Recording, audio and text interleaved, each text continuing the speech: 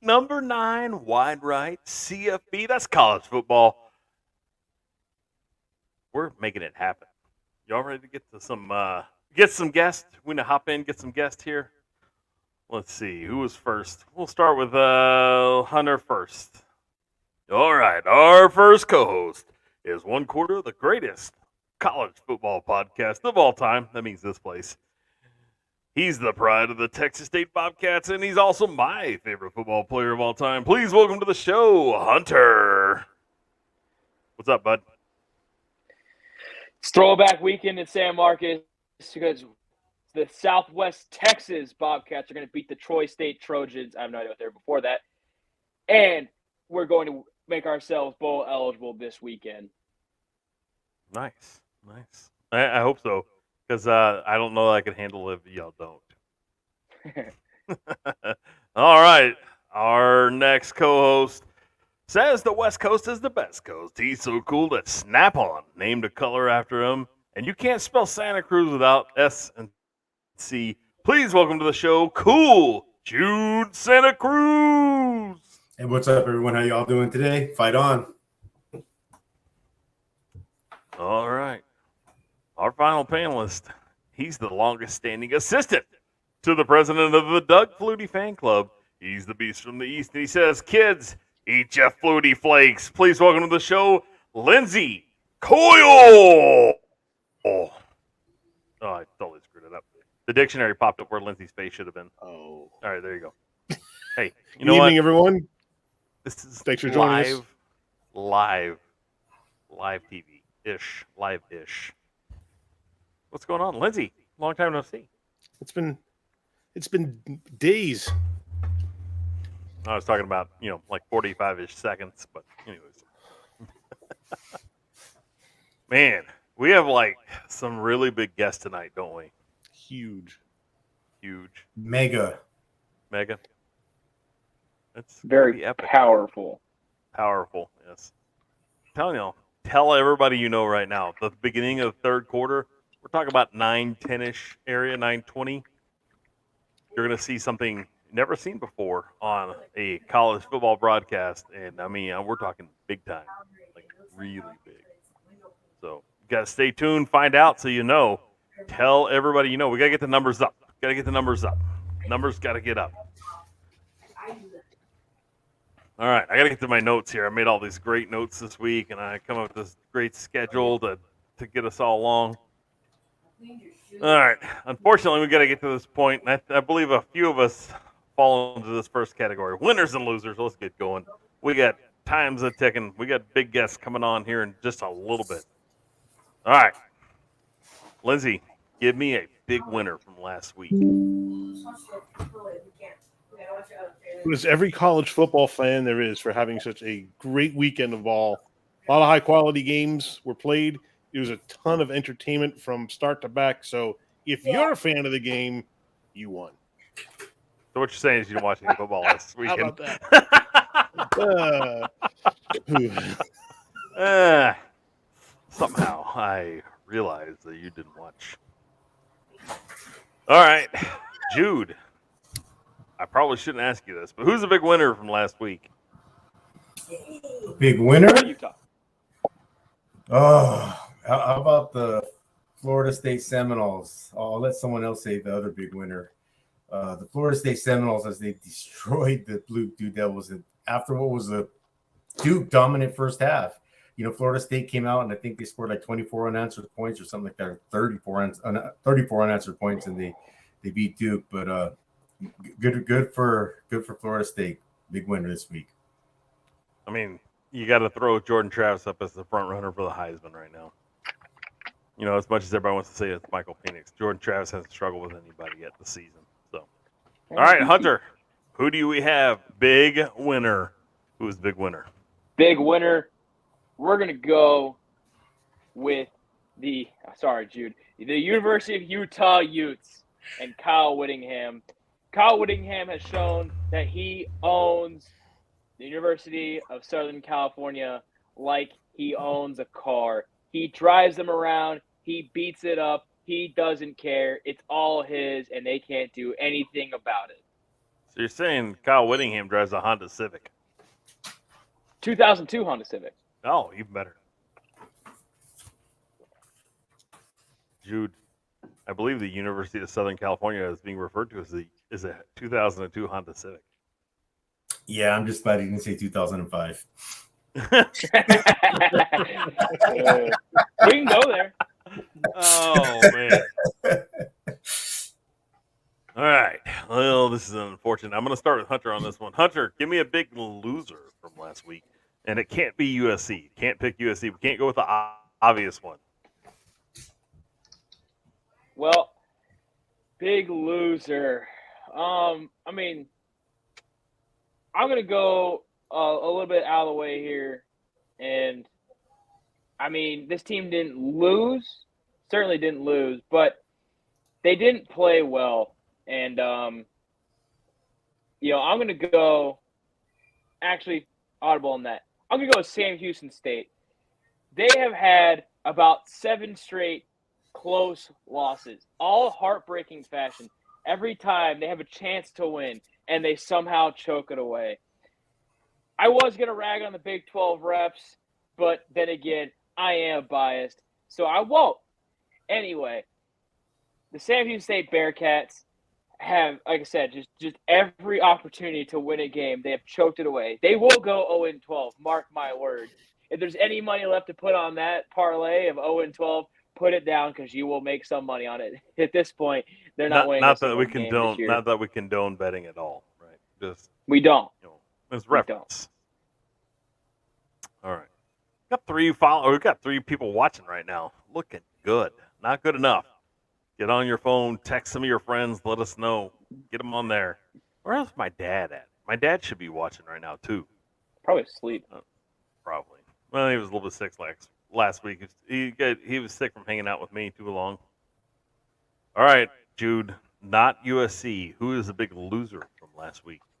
Big loser from last week, and not that we condone gambling of any kind, but anybody who took the lowest ever over-under on a college football, Division I football team, 30 points, and took the over. 12-10, Minnesota defeats Iowa. Any of the degenerates who thought that these 2 teams were going to score 31 points, wow. Vegas was begging people to take the over, and people fell for it, man. Look at that. Shout out to Brian Ferentz, the other biggest loser, in my opinion. Not a good time for Brian Ferentz in the state of Iowa. All right, Lindsay, big loser last week. I know that you watched a ton of games.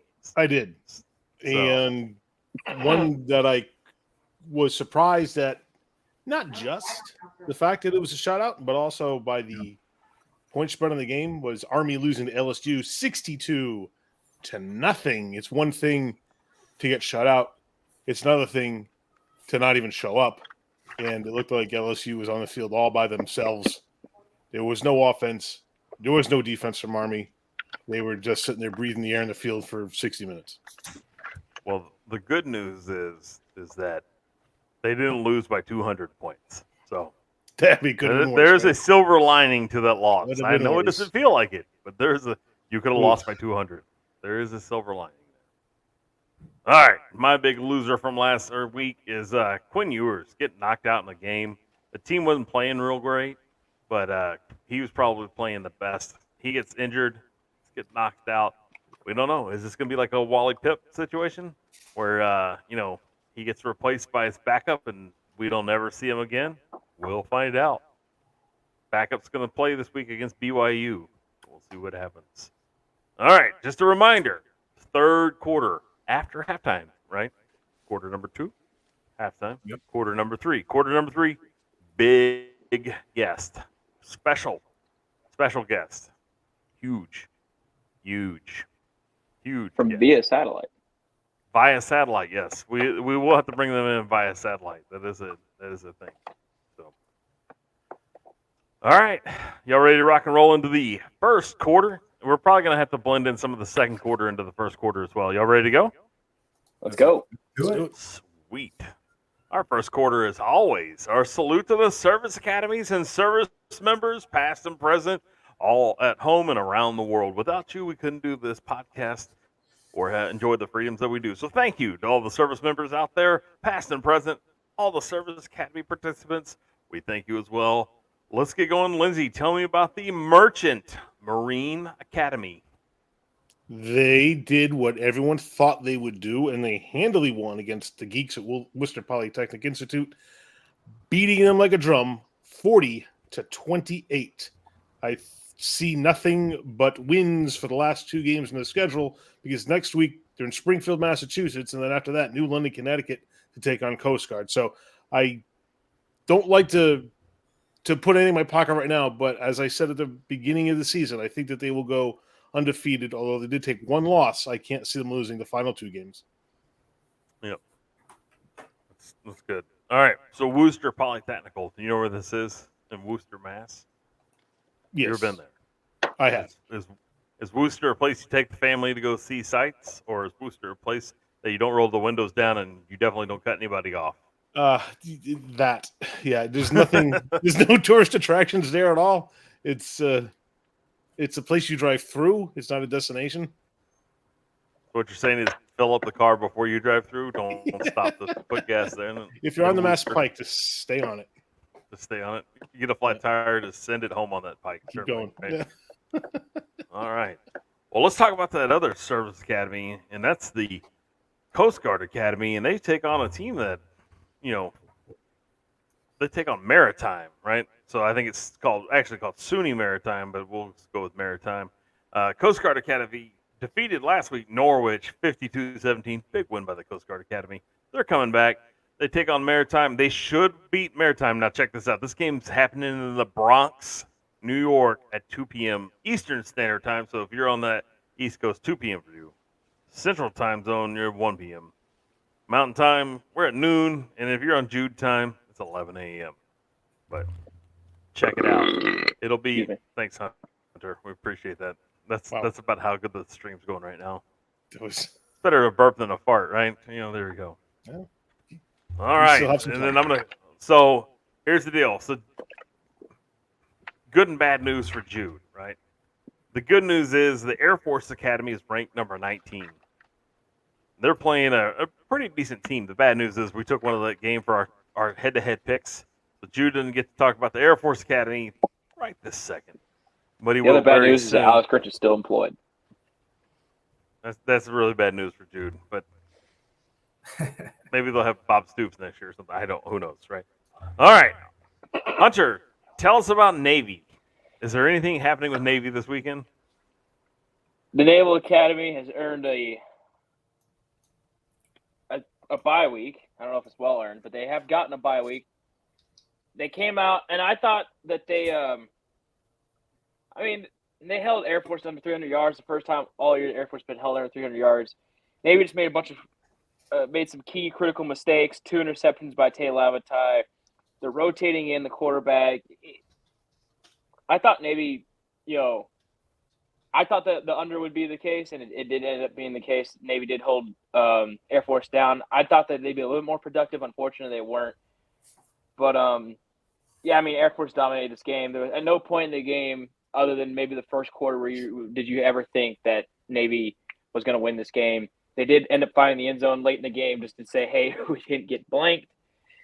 And so they're going to go in the bye week, and they're going to get ready to take on Temple next week, and we'll see how that game goes. We'll cross that bridge when we get there next Thursday. All right. Now the Army gets to take on the University of Massachusetts this weekend. They're playing the Minutemen. So it's the Army versus the pretend Army. And I'm going to pick Army to sacrifice their Minutemen, whether it be 1 by land or 2 by sea. Minutemen are going down. Army crushes them. We're talking by double digits, something above 40. 40-14. We're going to go with that. 40-14 Army. This game happens at Mikey Stadium in West Point, New York. Hey, 2 service academies playing in New York this weekend. Who'd have thunk, right? Mikey Stadium's going to be a happening place right on the banks of the Hudson. The Black Knights of the Hudson are going to go, and they're going to crush UMass. It's good that's a short flight home because UMass is going to have to endure some pain, whether in West Point, New York. All right, that's kind of wrap. Salute the service.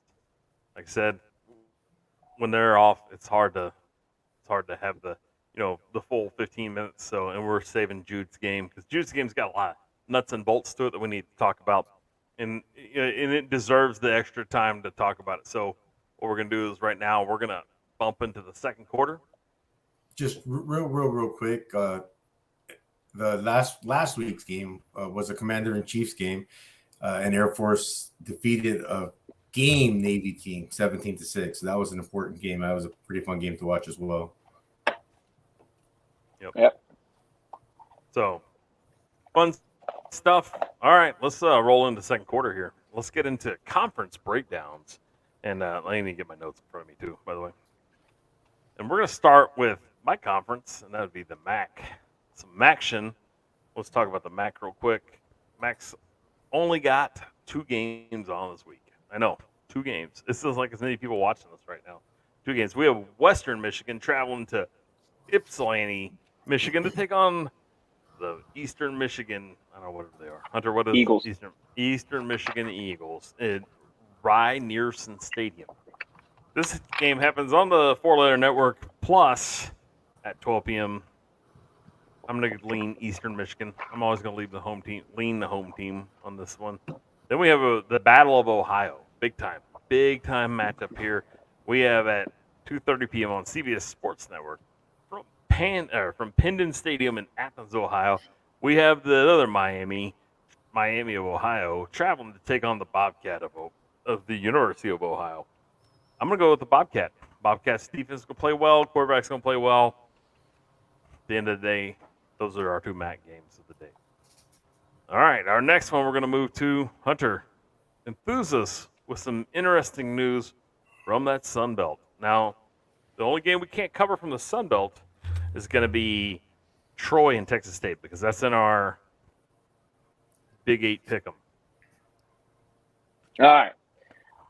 Well, cover the games going on right now. Georgia State is getting their teeth kicked in by Georgia Southern as it stands right now. I thought it's going to be a lot closer. It hasn't been. Georgia Southern smashing Georgia State 34-7, but we'll keep moving on from there. We have Southern Miss traveling to Boone, North Carolina, to take on the App State Mountaineers. Appalachian State has had a less than positive season in their expectations. They always expect to be a team running for the Sun Belt East. And they really haven't been this year. They've suffered some close losses, and just overall hasn't been a great season. Southern Miss had big expectations this year as well. And again, they've really failed to meet that expectation. I'm going to roll with App State here. So if you look at the advanced analytics, Southern Miss is one of, if not the worst team in most categories in the FBS. So I think App State dominates this game. It's a 17-point spread. I'll take App State to cover. The over-under, I'll get that for you right now, is 55. I like the under on that. So just, again, don't condone gambling, but that's just to give you an idea of how I think this game's going to play out. All right, what do we think about Arkansas State at ULM? What do you get on? This game could be a quietly explosive offensive game. Both these teams have kind of found their offensive footing in the last couple of weeks. And I think ULM wins this. I think Terry Bowden juices up the Warhawks, and they go and take down the Red Wolves in an explosive game, lots of points, and a lot of fun. I don't know what the over-under is. I'm going to look real quick. 56.5. I think the over will be the case there. I can't tell you about the spread. I think it'll be a good game, though. All right. At 4 p.m. on ESPN Plus, from Hancock Whitney Stadium in Mobile, Alabama, the Raging Cajuns of Louisiana travel to take on South Alabama. What do you got on this one? Well, one of these teams has a Power 5 win, the other doesn't. I like the South Alabama Panthers to take it to the Louisiana Raging Cajuns. I like that minus 10.5 spread for South Alabama. I think they cover that. I say they probably win by 11, 12 points, maybe 2 touchdowns in total. Over under 55, I like that too. I think it'd be kind of a high-scoring game, but South Alabama's going to do most of that scoring. They're going to do it mostly on the ground, too. They love to run the ball. All right. At 5 p.m. on the NFL Network, from Brooks Stadium in Conway, South Carolina, we have Marshall, the Thundering Herd, traveling to take on the Coastal Carolina Chanticleers. Hunter, what do you have on the Marshall versus Coastal game here? Well, normally Conway is a very hard place to play in the last few years since 2020 about. But Coastal Carolina will be playing this game without Grayson McCall, or at least he's doubtful right now. He may play, he may not. He did suffer a pretty scary injury. Glad to see that he's at least, has the ability to maybe even play this game right now. So we're happy about that. But I think that the Marshall Thundering Herd, they look to get back on track. They were 4-0 at one point. Now they're 4-3. I think they look to get back on track and beat the Coastal Carolina Chanticleers. The spread's -3.5. That sounds about right to me. Probably, bump it to 7 points. And then that over-under is 46. That sounds about right, too. I don't expect the offense to be too great with a backup quarterback playing for Coastal and Marshall playing a little bit of a small ball, if you will. All right. Just remember, Troy, Texas State, save for the Big 8. All Save it. right. We got the ODU, or Old Dominion, travels to Bridgeport Stadium, Zane Shoker Field, in Harrisonburg, Virginia, to take on the Dukes from James Madison. And guess what? James Madison, ranked number 25 in the nation. What do you have on this one, Hunter? Well, I think the Dukes are going to come in pissed off, right? Yes, they're ranked, but they're not allowed to play a bowl game. They've appealed to NCAA twice now. NCAA has said, no, you can't play in a bowl game. You may be 7-0. You may have one of the best running defenses in the entirety of college football. You may have the defensive end that leads the nation in sacks at 13 in Jalen Green, but you will not be allowed to play in a bowl game. And I fear that Old Dominion will be the next target of the ire of the James Madison Dukes. I like the Dukes to smash the Monarchs in a battle of, battle of the thrones, if you will, Monarchs and Dukes. James Madison, it's a -20 spread. I'll take that with the Dukes. I'll take that under. I think that James Madison will try to blank an explosive Old Dominion offense and put a ton of points on them, 28-0. How about that, Dukes? All right. We're going to hop over to the ACC, and we're going to talk to the beast from the East, Lindsey Coyle. Lindsey, right now we got Syracuse playing Vatech, and I'm sure Hunter will give us an update on the score here shortly. But let's talk about a top 4 team playing on Saturday at 11 a.m., playing on ABC from Winston-Salem, North Carolina. The number 4 Florida State Seminoles travel to take on the Wake Forest Demon Deacons. What do you got on this game, Lindsey? The surprise here might be the over-under at 52. FSU was favored to win, obviously. They're looking at a 25.5-point spread. I think that they'll cover that easily. I'll take the over because I think it's going to be a high-scoring affair. Wake Forest, although they have been pretty good this year, I don't see them having the defense that's going to keep Florida State from racking up the points. All right. Then at 11 a.m. on the ACC network from Chestnut Hill, Massachusetts. Hope I said that right. We have the Huskies from the University of Connecticut traveling to take on the Eagles of Boston College. Now, Boston College has surprised a lot of people in college football this year with how good they played and how much they have improved along the season. You got to look out for Boston College Eagles. What do you got here? Yeah, they improved a lot, and at the way they're going right now, they've got a lot of momentum. Couple that with the fact that they're playing a team like UConn, which has not fielded a terribly effective team this year, and have BC that's favored by 2 touchdowns with an over-under of 50.5. And I'll take both those because I think that there'll be plenty of points scored by Boston College. UConn does not have the defense to keep them at bay, and I'll take the over of 50.5 on this one, saying that Boston College is going to walk away with this out of the blocks and never look back. All right. A traditionally powerful team over the last 5 years is not looking so great right now. And they play at 1 p.m. on the CW network. From Raleigh, North Carolina, we have Clemson traveling to take on NC State. What do you got on this one, Lindsey? Fairly evenly matched, but NC State's not doing as well in the conference as Clemson is. So Clemson has one more win in the conference, but they also have one more loss. Still, I will take Clemson to win this one by, I'll say, 2 touchdowns. There's an over-under of 43. I'm going to take the under. All right. At 2:30 p.m. on the NBC, that's the Notre Dame broadcasting channel, we have Pittsburgh traveling to South Bend, Indiana to take on the number 14 Notre Dame Fighting Irish. What do you have on this game, Lindsey? This game is going to be more of a blowout than the betting lines would indicate on this one. They have Notre Dame at a 20.5-point spread with an over-under 45. Notre Dame's going to win far more handily than that 20.5 point spread would indicate. I'll take the over. It's not going to be close. Pittsburgh is going to be woefully outmatched. All right. Number 20 Duke and number 18 Louisville, we're going to cover in our Big 8 matchup.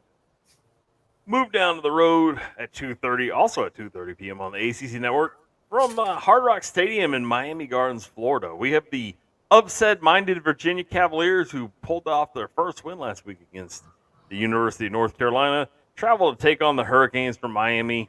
Does Virginia have anything for Miami? Are they going to upset 2 teams in a row, 2 weeks in a row? They're going to have spirit. I'll say that. But that's about it. Miami has a far more effective program all around in all aspects of the game, and they will bring them all to bear against poor Virginia, who's going to be looking at another loss this week. Miami's favored by 19 points, but they're going to take this one by, I'm going to say 3 touchdowns at least, with an over-under of 47.5. I would look for the over. Miami is pretty potent, and they're not going to let up against Virginia. All right. At 7 p.m. from Bobby Dodd Stadium in Atlanta, Georgia, the number 17 North Carolina Tar Heels travel to take on the Georgia Tech Yellow Jackets. Lindsay, Georgia Tech's not having the season they thought they would, and North Carolina is having to pick themselves off the floor right now after losing to Virginia last week. What do we got? Well, Georgia Tech has not had the season they thought, but still, even though they have a losing record, they've been turning in some pretty good performances. North Carolina will bounce back. I'm going to give that loss last week as a fluke, and they're 6-1 this week. They will be 7-1 after the game against Georgia Tech. The betting line has UNC at 11.5 points. I'm going to say they're going to more than cover that, and the over/under is 63.5. It's significant, so I would go with the under on that. Still, it's going to be a high-scoring game for North Carolina. Georgia Tech simply does not have the answer for anything North Carolina is going to give them. All right. We're going to travel down the road to the Mountain West and talk to our guy, Cool Jude Santa Cruz. All right, Jude.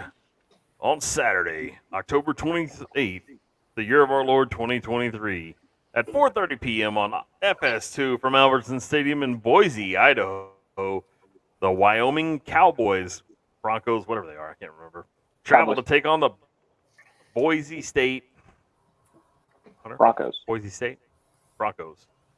All right, what do you think on this one, Jude? What's your feeling? What are you feeling on this one? My feeling is that Wyoming's going to win average game, average score game, 34-28. ESPN analytics have Boise State at 61%, almost 62% chance to win. At least that's how they see it. Boise's also a 5-point favorite. Over under is 49. So I would take Wyoming to win outright and take the over. All right. Now, 19 Air Force at Colorado State. That's going to be in our Big 8 matchup. So we're going to skip over that one. We're going to travel to Mackey Stadium, Reno, Nevada. New Mexico, that'd be the University of New Mexico, travels to take on the Wolfpack from Nevada. This is at 9:30 p.m. on CBS Sports Network. So if you're going to stay up late, this is a game to watch. Or not.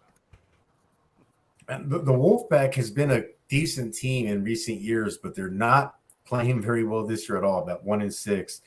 The New Mexico Lobos are 3-4, but the Wolfpack, being at home, they are a 1-point favorite with an over-under being 50.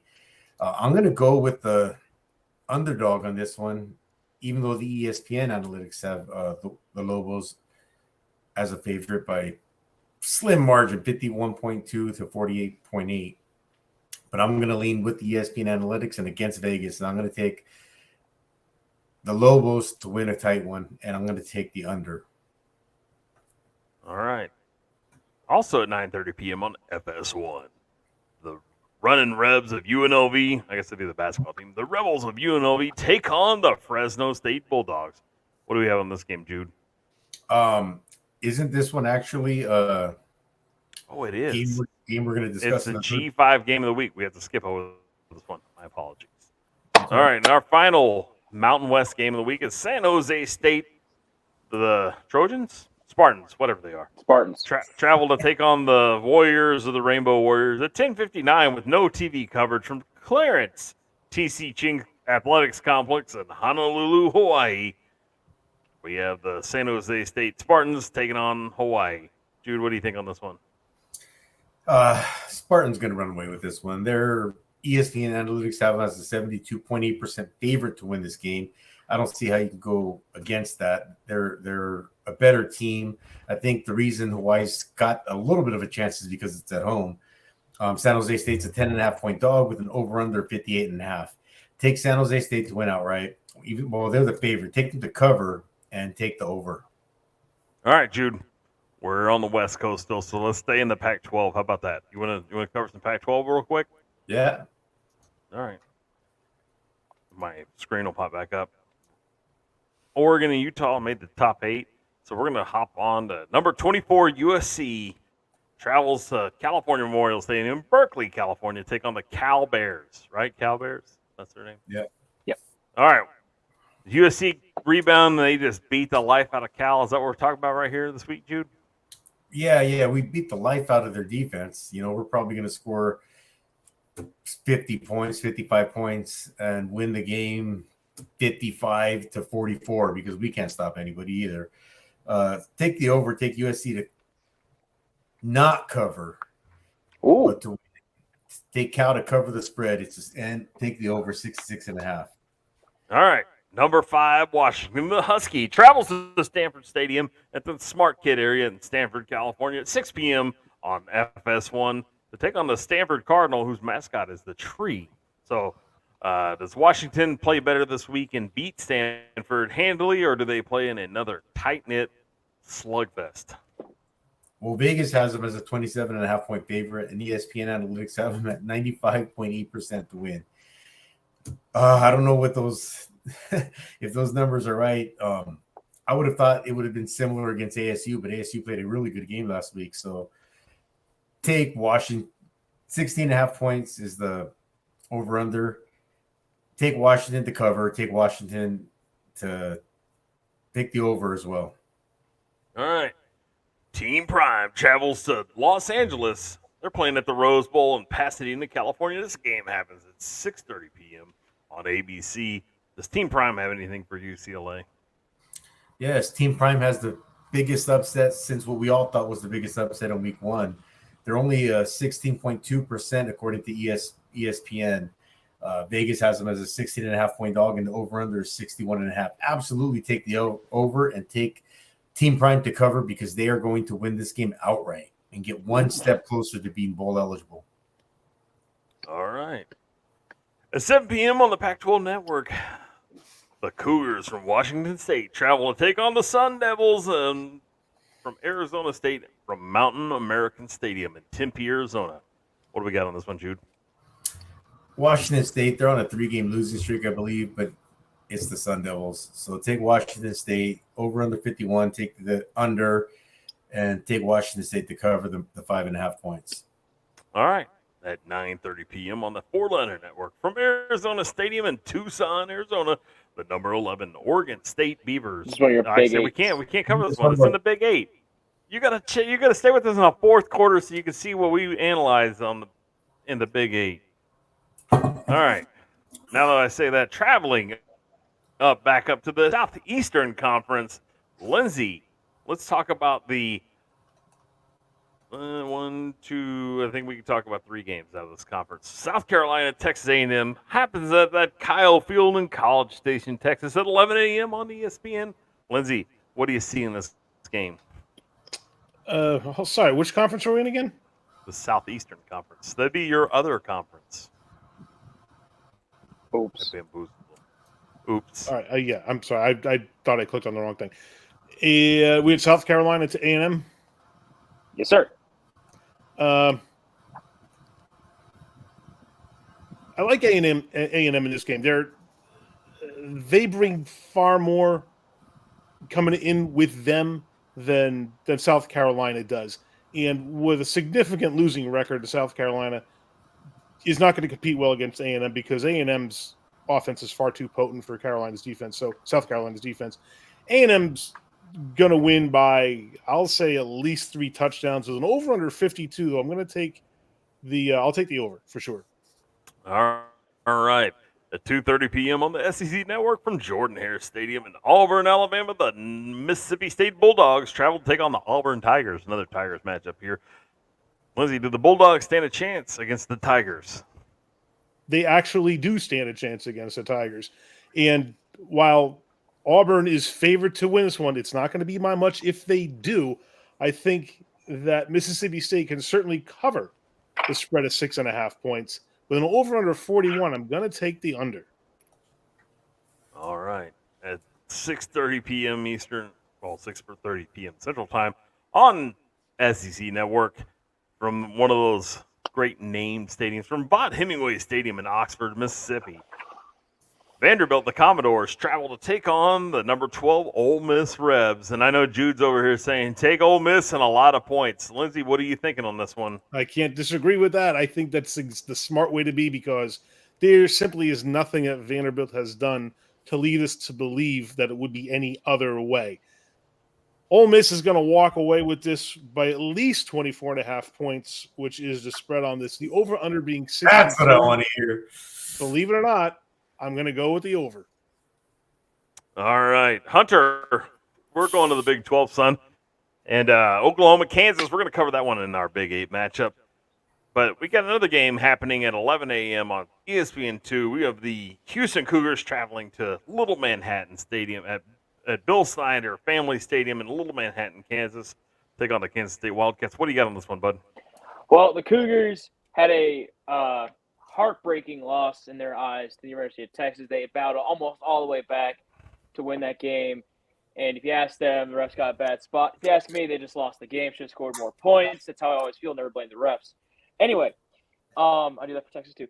Anyway, so they take on the Kansas State Wildcats. Right? The team who scores the most points wins. That's what I think.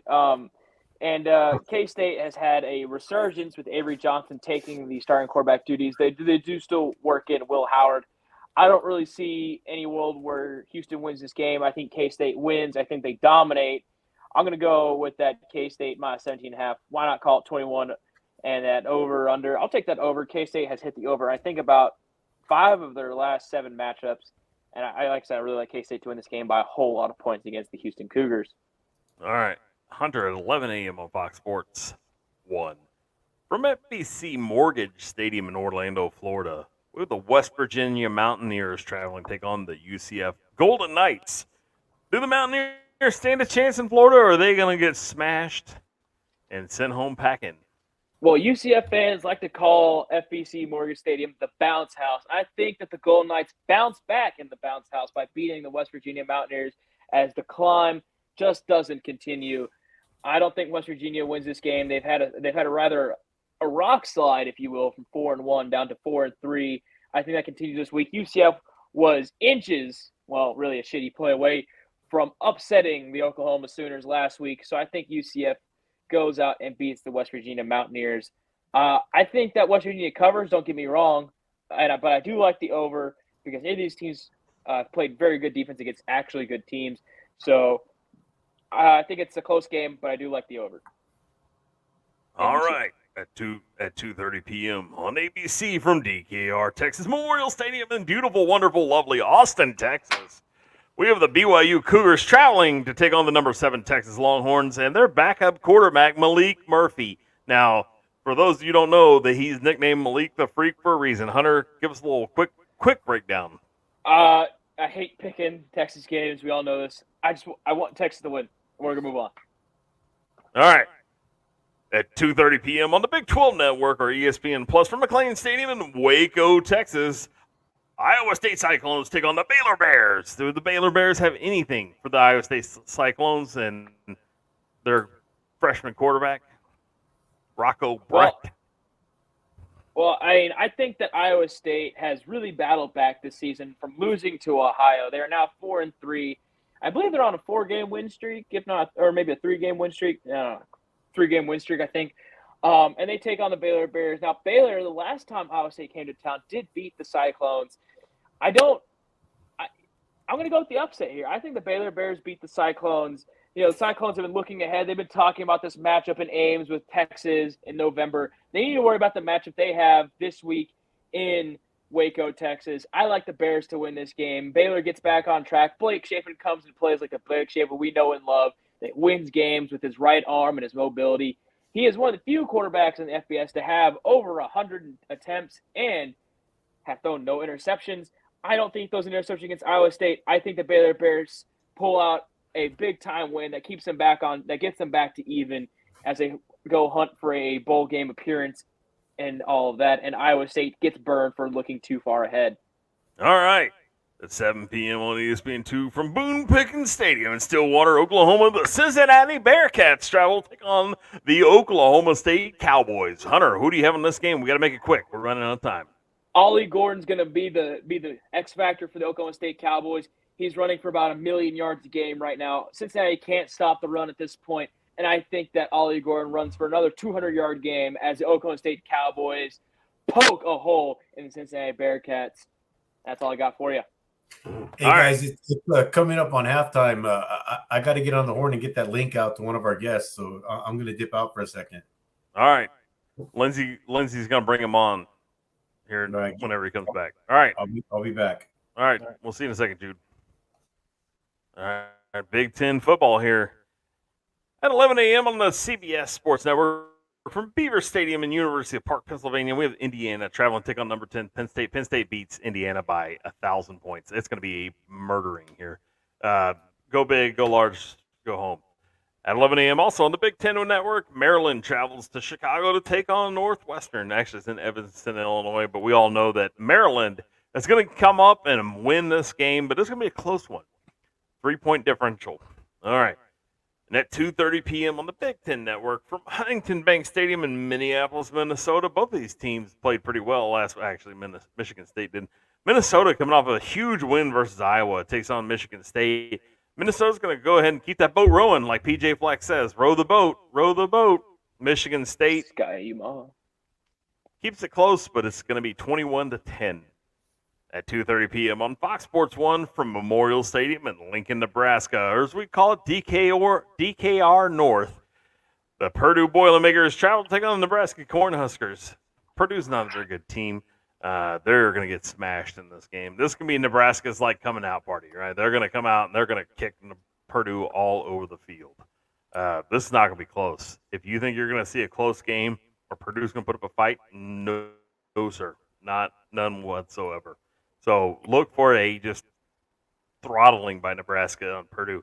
And then at 6:30 p.m. on NBC, that'd be the Notre Dame broadcasting channel from Camp Randall Stadium in Madison, Wisconsin. The number 3 Ohio State Buckeyes travel to take on the Wisconsin Badgers. Ohio State's going to kill Wisconsin. Wisconsin's bad in all the wrong spots in this game.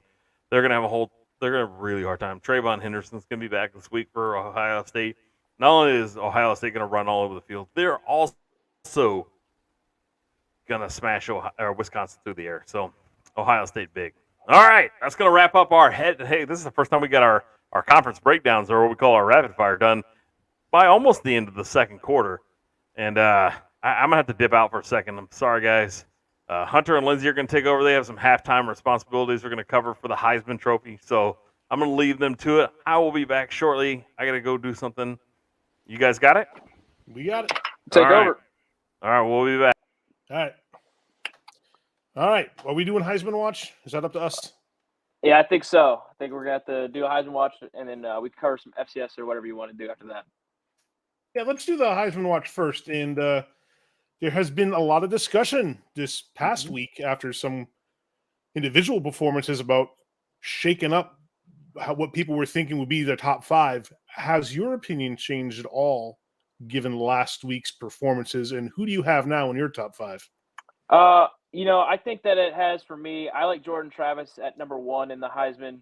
I'll take Michael Penix down to 2. His performance against Arizona State left a lot to be desired. And then at number 3, I have Marvin Harrison Jr. He showed up in the biggest game of Ohio State's season so far in a big way. At number 4, I'm going to put J.J. McCarthy in there now. All the noise surrounding Michigan, that could definitely change if he gets it or not. But I like that. I like him at 4. At number 5, Jaden Daniels for LSU has just put up numbers after numbers. And then just on the outside looking in is Dylan Gabriel and Bo Nix. Dylan Gabriel's performance against UCF was pretty unsatisfactory in my opinion. And then Bo Nix has played really well and is really pushing himself to get back in that conversation. We'll see where he is midway through November. It's going to sound funny when I ask. It's going to feel funny when I ask because it was unthinkable just a few weeks ago. Is Caleb Williams for you out of the conversation now? I think so. I mean, it's not really his fault as much as his defense has really let him down. And I said it to begin the season, that defense could cost him a Heisman. And right now, in my opinion, it is. I think that opinion shared by a lot of people surprised me because he was riding high when everything started this season. But unfortunately, I think you're right. He's been let down, not just by his individual performance, but last week and the week before, he hasn't been shining nearly as bright as he was. So my top 5 would be I like J.J. McCarthy, like a lot of people do, and Michael Penix, I think, are going to be very close in that 1-2 position. You have to also go with Jaden Daniels and Bo Nix, maybe 3 and 4. And then who's going to take up 5? Well, there's going to be a lot of discussion about who that might be. Drake May is still in the discussion for me. Dylan Gabriel has moved up in that discussion for me. But I'm going to put Drake May as my number 5. Does that make sense? Yeah, it makes sense to me. I mean, he didn't have his up to standard game, but he has been playing really well, especially with Tez Walker coming back. And who knows? North Carolina could show up late in the season, beat Clemson, all those cool things like that. Yeah. All right. What else are we talking about? Well, it's midway through the season in the FCS. I know that Joey Preciado, friend of the show, is a big FCS fan. Mm-hmm. So I figured I'd give the FCS a quick shout out. And we're just going to kind of go through the FCS top 25.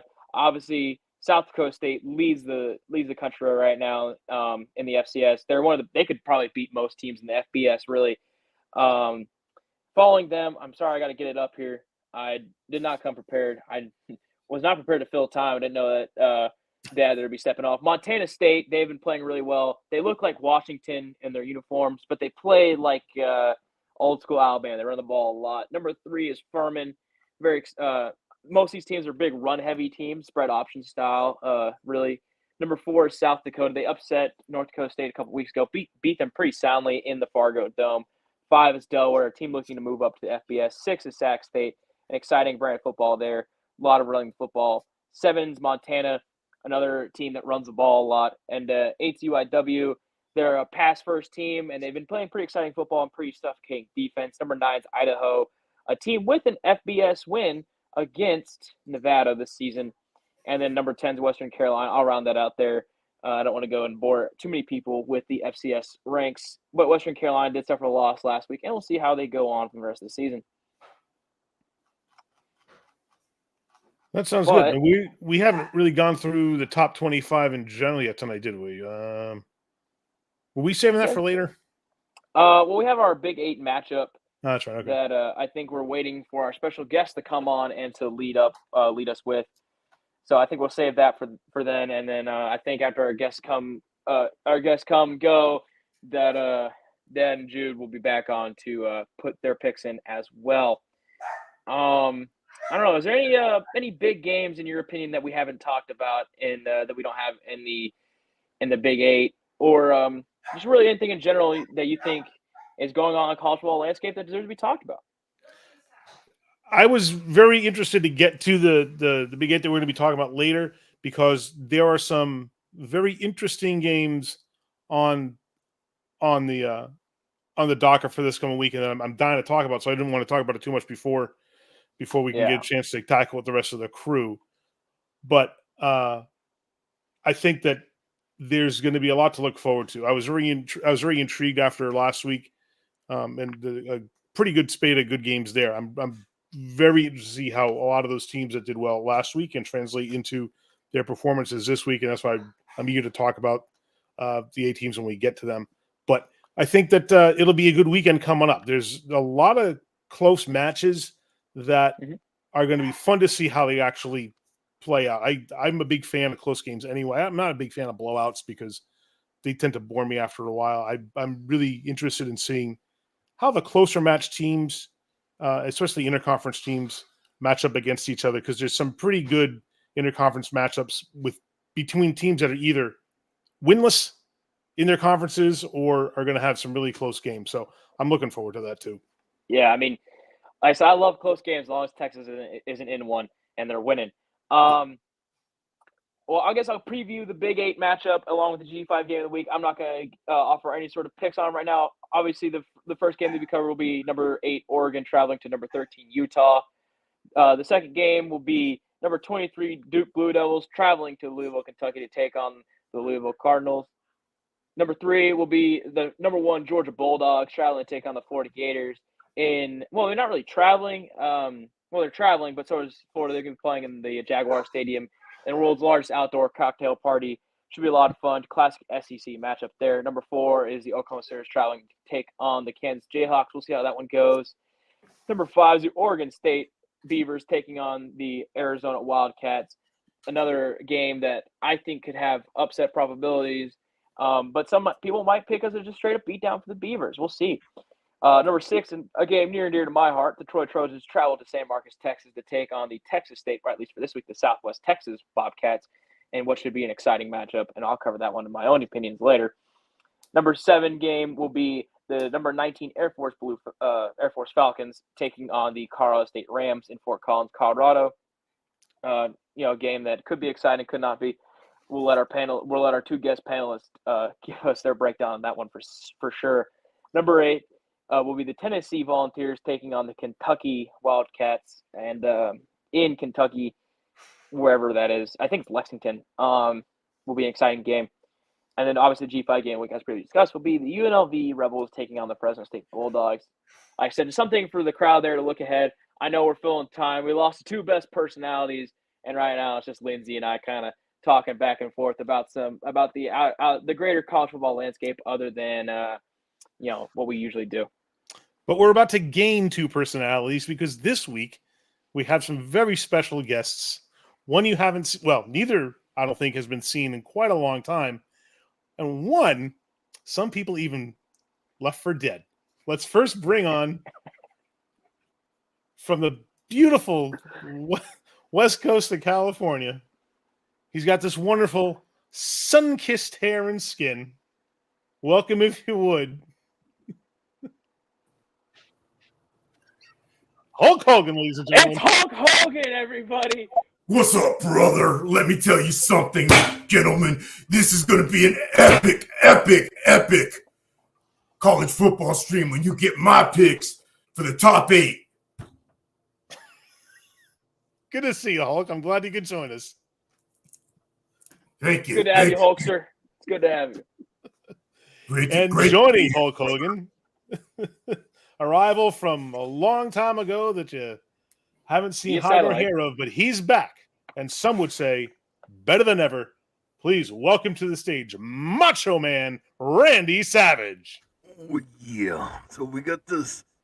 I thought this was a respectable podcast here. What's he doing here? Oh, yeah. Hey, listen here, brother. 2 things that do not go along together. Negativity and Hulkamaniacs. So I don't want to hear no negativity out of you. The Macho Madness is the only thing that matters right now. Hulkamania is over. Macho Madness. Remember that. Oh, yeah. So what are we doing here? Are we counting cards, or what are we? How are we successful in this? Oh, yeah. Like the time when I won the Intercontinental Championship and held it for 14 consecutive months. Oh, yeah. Champs, I think. Go ahead. Oh, thank you, Hulkster. Champs, I think that the best way to settle it, since y'all are so far apart, Macho Man coming to us from Sarasota, Florida, via satellite, the Hulkster from beautiful Venice Beach, California, again via satellite. We can't have y'all wrestle across the country, even though y'all are the mega powers and titans of the WWF. I think that the best way to sell this is the college football wrestling match. How about a straight up pick 'em, and we'll decide who is the world heavyweight wide right CFE champion of college That's easy. football. The Macho Man is the greatest athlete in professional sports of all time ever. Oh, yeah. Macho Man is undefeated in every sport ever. Oh, yeah. Also, the Macho Macho Man Man. is a I believe pretty you lost decent to rapper. Ricky the Steamboat Dragon. No, Macho Man didn't lose. It was taken by Jack Tunney, the WWF president at the time. Hoster, how are you? Hulk doesn't fight for second-rate straps, brother. Hulk, the strap that I carry is the World Wrestling Championship, World Wrestling Federation Heavyweight Championship. The Macho Man has also carried the same strap. Oh yeah, but the Macho Man did it much better. Oh yeah. Hulkster, some would say that you left the WWF strap in the trash when you went to the WCW, but I'm not here to discuss anything like that. How about we have our first game? And you know what, Holster, since this game is close to you in beautiful Venice Beach, California, how do you feel about the number 8 Oregon Ducks taking on the number 13 Utah Utes? Well, let me tell you something, brother. The Utah Utes are coming off what might be the most impressive win in the program's history. You know, when you defeat the mighty Trojans of Southern California, which is only a stone's throw away from Venice Beach, California, Muscle Beach, California. I got to give it to them. They're playing tough and they're playing strong, and I expect them to keep that up as they defeat the Quacks from Oregon. Whoa. We're talking about the cream of the crop. Much like the Macho Man, when the Macho Man held the Intercontinental Championship, the WWF Heavyweight Championship, and Miss Elizabeth on his arm at the same time. Oh, yeah. We're talking about the cream of the crop, right? Utah is going to go down to the Ducks. The Ducks are going down, or the Ducks are going to win this one. The Utes are going to get crushed by the Ducks. Quack, quack, cream of the crop. Macho Man, some would say that Miss Elizabeth left you like Oregon's leaving the Pac-12 for the Big Ten. But I'm not here to discuss Macho that. Man sent Miss Elizabeth away. Oh, yeah. She didn't belong with a champion. Macho Man couldn't look that disrespectful with her on his arm. Ooh, all right, yeah. Macho Man, how about you tell us how you feel about the number 23 Duke Blue Devils traveling to Louisville, Kentucky to take on the Louisville Cardinals? Well, the Macho Man's got a little something for the Duke Blue Devils, right? They're from North Carolina, where Nature Boy Ric Flair's from. Oh yeah, Nature Boy, I don't like you. I don't like your jet. I don't like your look. I just don't like you, period. See this right here, this garbage can? That's for hot garbage. And that's where Duke's going to go in the garbage. Hot garbage. All day long. Louisville. It's funny that this Trump over here is holding up a garbage can because he's talking about the Duke Blue Devils, and he puts up about as much competition as Duke, the dumpster Drozy, you know, another person who only fought for the Intercontinental strap. Macho Man says Louisville by a lot. Duke shouldn't even show up. Oh yeah. Well, I'll tell you what, Duke's going to show up. And you know what else they're going to do? They're going to rise just like I did in front of 93,173 people in the Pontiac Silverdome when I slammed that giant in WrestleMania. That's what they're going to do. Not to rain on your parade, but the Macho Man, Randy Savage, ooh, yeah, it's also lifted up the giant and put him down for the 3 count. Ooh, yeah, on his way to win the WWF Heavyweight Championship of the world. Macho, most people would say that match was done in a dark arena. Anyway, how about you tell us, since this game is near and dear to your home of Sarasota, Florida, the Bulldogs of Georgia travel to take on the Florida Gators. Have you ever seen what a gator does to a bulldog? I have not. Chomp! What we're talking about right here is Georgia fans are going to need this right here for after the game. It's a crying towel. They can wipe those tears because Georgia's going down to Florida. Big time. Gator chomp all day long. Macho Man and Randy Savage calls it, oh, yeah. Oh, Macho. I don't know how I feel about that pick. How does the Hulkster feel as the Georgia Bulldogs have been the world champions? Some would say one of the most important schools to college football, and some would say the Hulkster is one of the most important men to the World Wrestling Federation. How do you feel about this game, Hulkster? This matchup features 2 heavyweights, just like WrestleMania 5, the year after I helped the Macho Man win his first strap at WrestleMania 4. What? And I came Macho back Man, the next you- year and you I had to- you defeated were the in the- Macho Man. And I took that strap back and I wore it around my waist. You took the Macho Man's presence was what made you great that day. Macho Man makes everybody great. Ooh, yeah. Well, it sounds like you're taking the Georgia Bulldogs. You say the top stays on top. I can't disagree with you there. Macho Man, I know that you've played Major League Baseball. I'm sure you've played in Kansas before. So we're going to ask you, how do you feel about the Oklahoma Sooners traveling to take on the Kansas Jayhawks in Lawrence, Kansas? I'll tell you what, brother. Kansas is going to have a cup of coffee because that's all they got the amount of time against the Oklahoma Sooners. I talked to my good buddy, Jim Ross, and Jim said, Macho Man Randy Savage, you need to think about Oklahoma as the top, the cream of the crop, much like you. Kansas is just a cup of coffee. Ooh, yeah. That's all that Kansas is going to have is a cup of coffee. Ooh, yeah. Macho Man says that since he's the cream of the crop, he's going to take the Crimson and Cream, as they've been the cream of the crop of the Big 12 this season, to beat the Kansas Jayhawks. Hulkster, do you think the Jayhawks are going to take their vibe and say their prayers and beat the Oklahoma Sooners? What say you? Well, I'll tell you what, brother. The Hulkster dabbled in minor league baseball himself as I played for the Cincinnati Reds. Whoa, in the whoa, early whoa. There's 70s. only one professional baseball player on this panel, and that's the Macho Man, Randy Savage. Well, like I said, Dig it. brother, when Dig I it. played for the Three River Eagles, a Cincinnati Red affiliate, we played in small cities and small stadiums, just like you find in Lawrence, Kansas. And I tell you what, brother, those small schools, those small stadiums, those small crowds, they're full of Hulkamaniacs. And those Hulkamaniacs are going to rise on that day as Kansas is going to defeat the mighty Sooners. Hulkster says that the Kansas Jayhawks will give the big boot and maybe even the atomic leg drop to the Oklahoma Sooners. All right.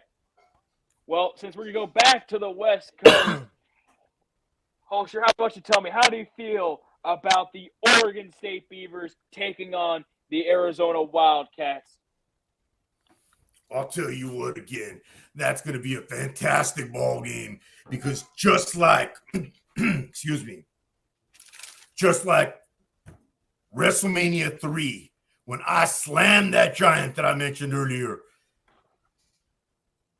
Oregon State is going to come out and do what they got to do and not let themselves be defeated by the lesser team. Hulkster breaking character once again. Ladies and gentlemen, what can I say? All right, Macho Man, how do you feel about this game? This reminds me of WrestleMania 3 when the WWF president, Jack Tunney, allowed George the Animal Steel to interfere in my match and cost me my Intercontinental Championship to the Ricky Steamboat Dragon.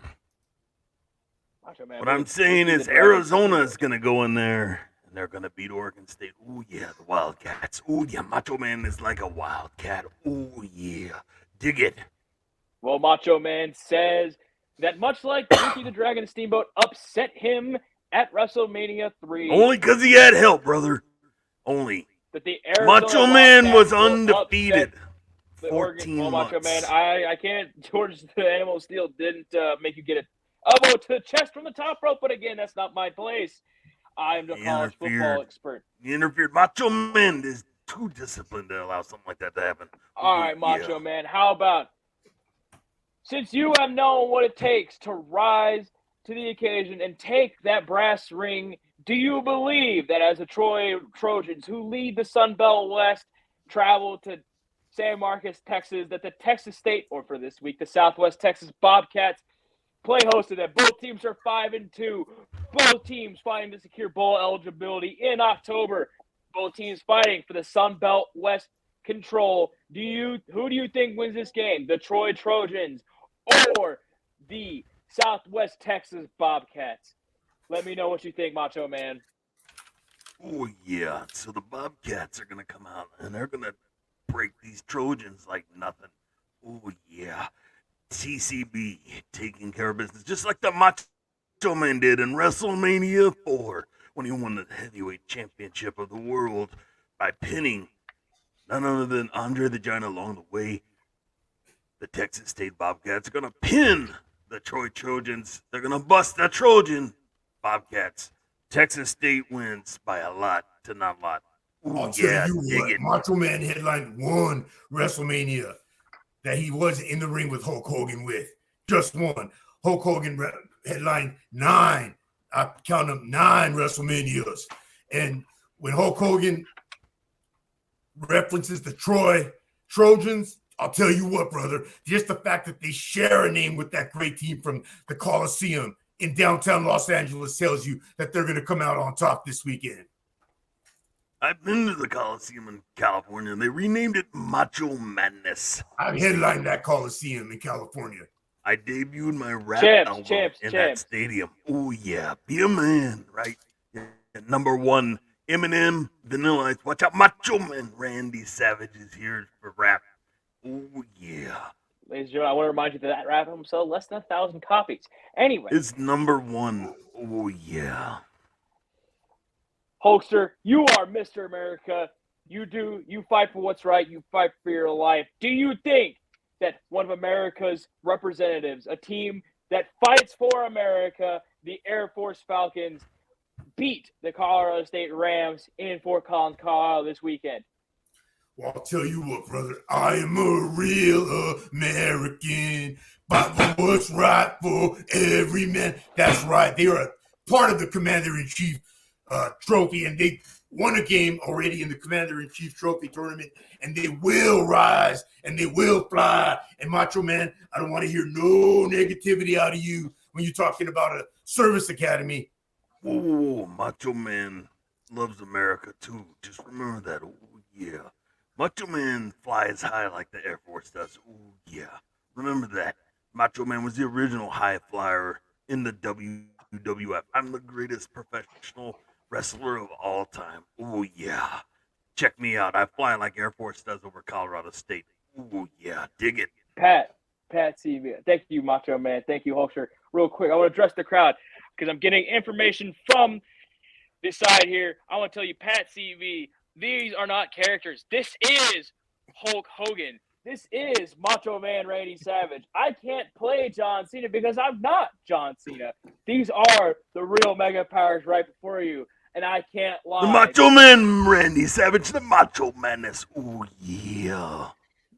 I can't lie. We Marines can't lie. I'm telling you the God's honest truth. This is the Hulkster. Machi's This Blankets is and Macho More, Man. Diabolical 58, everyone else out there.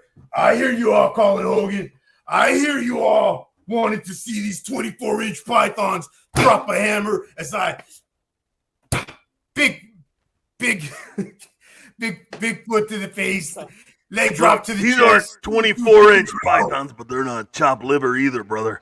Oh, yeah, dig it. The Macho Man. Oh, yeah. Holster. I know that you are a volunteer to do good in the world. How do you feel about the Tennessee Volunteers taking on the Kentucky Wildcats in Lexington, Kentucky?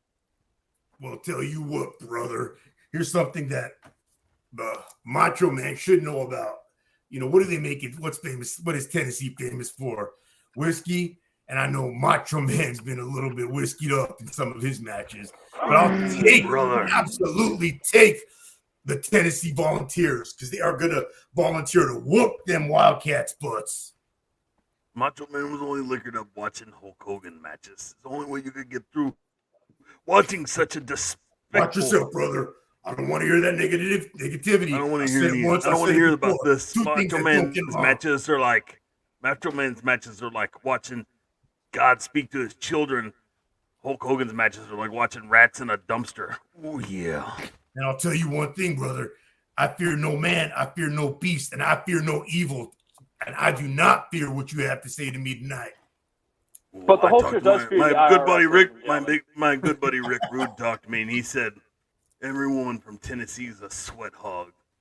And that depicts the kind of players they have at the University of Tennessee Sweat Hogs. Macho Man. The Miss Wildcats Elizabeth is from Kentucky. Tennessee. Macho Man sent Miss Elizabeth off. She wasn't good enough to be with the Macho Man Randy Savage. Oh, yeah. Macho Man was too powerful for Miss Elizabeth. Oh, yeah.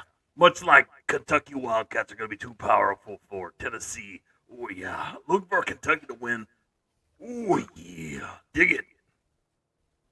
All right, champs. We got one game left. You've disagreed on all but one game, so we'll see what we have here. It's the G5 game week. Two teams looking to be taken seriously, much like you two look to be taken seriously when compared to some of the greatest stars of the WWF, WWE, like The Rock and Stone Cold, who could be with us today because they had better things to do. Who are these? than I don't know who these has chumps are. So, how do the Mega Powers feel about UNLV taking on Fresno State? And since Fresno State is closer to Venice Beach, California than it is to Sarasota, Florida, I don't know by how much, we're going to go with the Hulkster. How do you feel, Hulk? Well, you know, going back to the 80s when we used to wrestle every night and used to fly back and forth from Japan and back, and I wrestled, I believe, 420 nights, straight nights one year, you know, with the time change, flying back from Japan and all. I wrestled dark matches that weren't televised, that weren't in the bright lights, just like small cities of Fresno. You know, they don't always get the glitz and glamour that Hollywood gets. But I'll tell you what, them Bulldogs are tough, and them Bulldogs are going to come through, and them Bulldogs are going to beat them Running Rebels because Hulk Hogan, you need to understand. I'm going to get them. The Macho Man only headlines. He never plays second fiddle. He doesn't go to those second cities over there like Fresno. If you never played second fiddle, you wouldn't have showed up tonight, brother. I'm a UNLV plays in Vegas, a premier city for a premier wrestler and a premier athlete like myself. Oh yeah, Las Vegas. The UNLV John, I Rebels. want you to know that Hulkster would refuse to wrestle dark matches, and Randy had to. Anyway. Macho Man Randy Savage only is at the top. Remember the cream of the crop, Macho Man Randy Savage. UNLV is going to win by a lot. Fresno State should stay at home. Otherwise, they're going to get beat down really bad. Oh, yeah. All right, champs. Well, the Mega Powers have come together and given us mega picks. They've made their mega decisions. They have said one is an intercontinental champion of all time, and he looks to not be upset. One is the reason the WWF even exists today. Both are terrible people when you really look at it. Hopefully they make up later on and become friends again. I can't thank you two enough for coming on this show. We at Why-Right CFB really appreciate it. I'm sorry that Cool Jude couldn't be here to hang out the Hulkster, and that Cass couldn't be here to hang out with one of his true idols, Macho Man Randy Savage. Again, champs, Just I can't thank you remember, the enough. Macho Man is the tower of power. I'm too sweet to be sour. I'm funky like a monkey. Sky's the limit and space is the place. Macho Man is out. Hulkster, do you have anything left for us? Hulkamaniacs, remember, to all my little Hulkamaniacs out there, say your prayers, take your vitamins, and you will be all right. And for those of you who are against the Hulkster, what you gonna do, brothers, when Hulkamania runs wild on you? Thanks for having me. Thank you, Hulkster.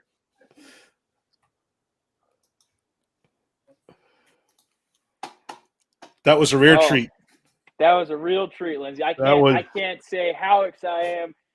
Growing up watching old school WWF television, I really feel blessed to have seen the Hulkster and Macho Man Randy Savage, who some said he was dead, but he was here tonight. I saw Here it he with my was. own eyes. In the flesh, and remarkably astute college football analysis from both.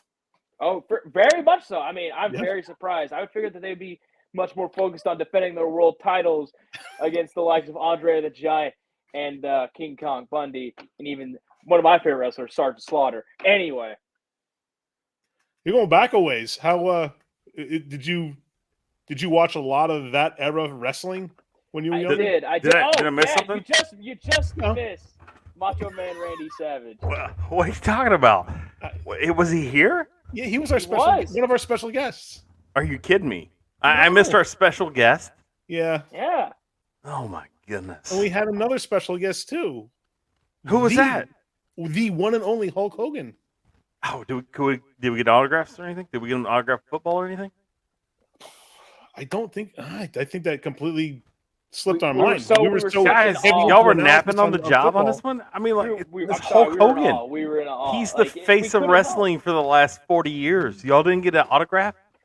I was in awe. I Did just couldn't he help myself. did he plug Wide Right CFB at least? Did he Didn't say even like, think to hey, I mean, I think so. I mean, he was here. That's plugging up, Well, yeah. right? I mean, he was. I'm sure that Yes. he'll put it out on his socials that he was Oh here. yeah. For how sure. many people did we have watching while I was gone? Over 100? 4. No. Oh.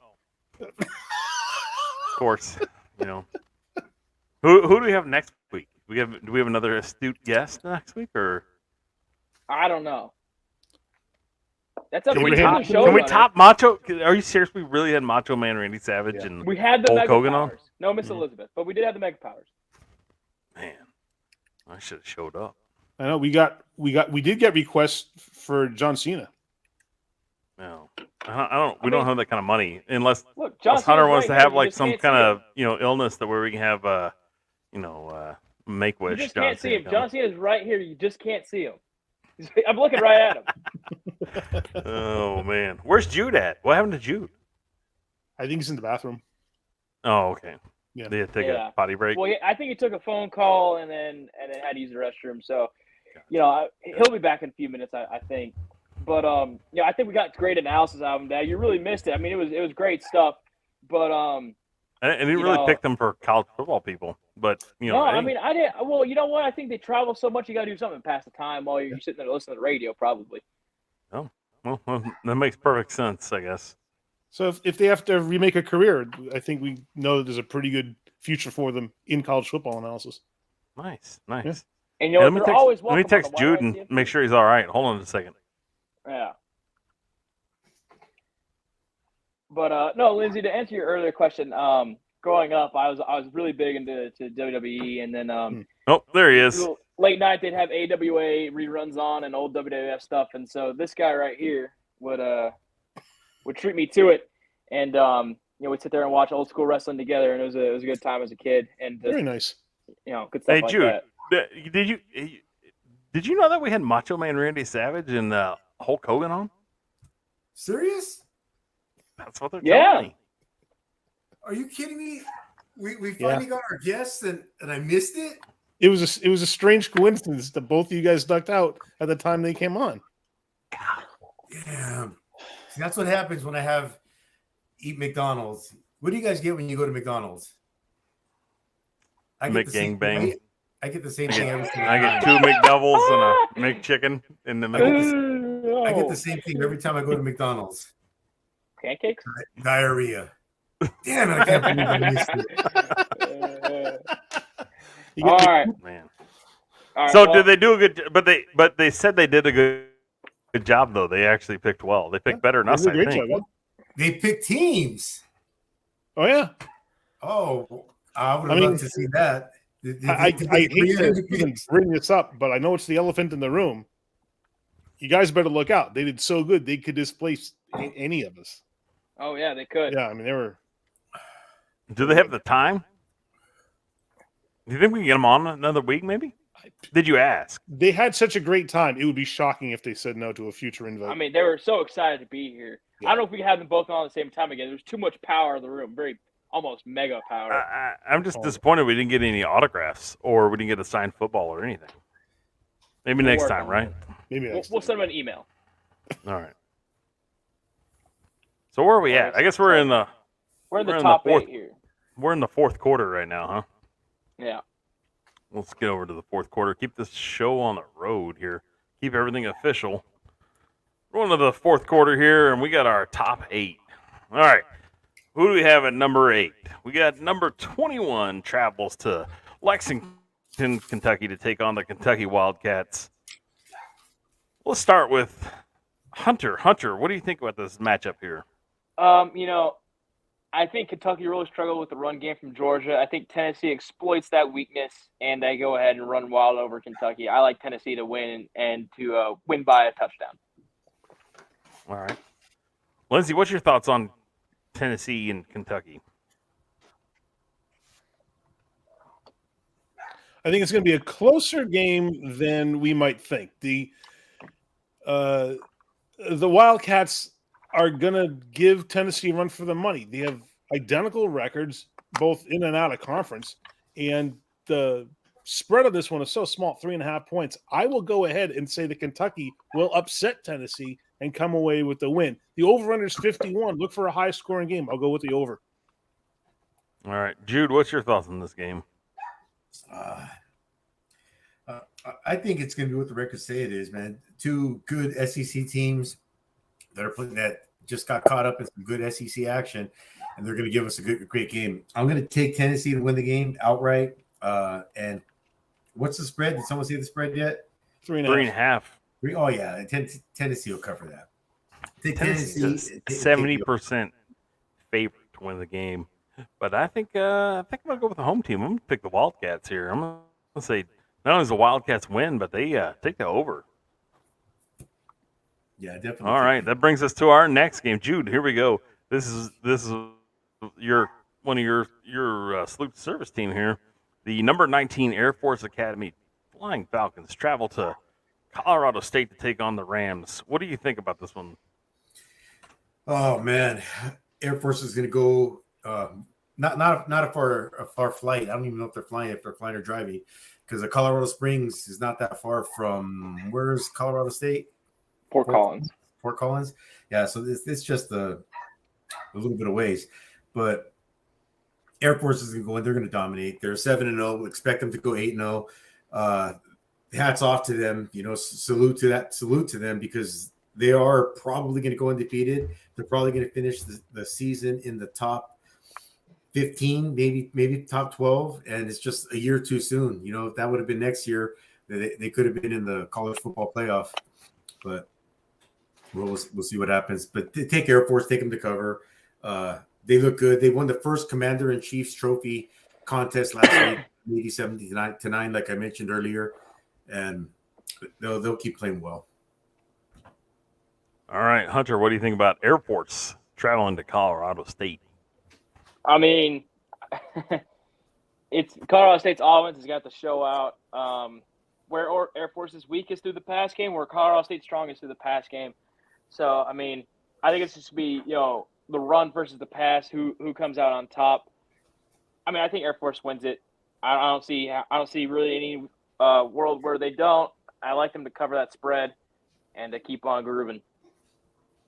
All right, I'm going to be the odd man out on this one. I think Air Force wins the game, but they're not going to cover, and I'm going to take the under. Lindsay, what are your thoughts? Air Force, Colorado. I agree with you, Cass. Still, it's going to be a little bit closer than the numbers would indicate. Colorado State's going to bounce back a bit from previous weeks, and they're going to give them a run for the money. Although I do see Air Force winning. I agree with you. They won't cover, and I'll take the under.